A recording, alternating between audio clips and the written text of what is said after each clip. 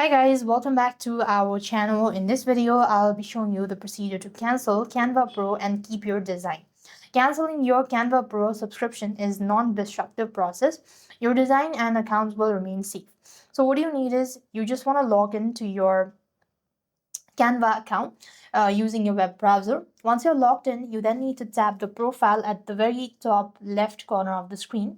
Once you go to this section, you then need to select settings from the bottom. Once you go to the settings section, there you will be able to find bills and payment.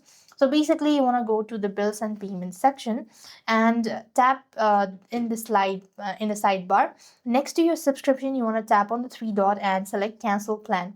Then you just want to follow the prompt to confirm it, and this way you're supposed to cancel your Canva Pro plan, and this is not going to delete your design, so it can help you keep your design as well, and you'll be able to safely cancel your Canva Pro as well. So this way you're supposed to do it. With that being said, we've completed our steps. Thank you for watching. See you in the next video.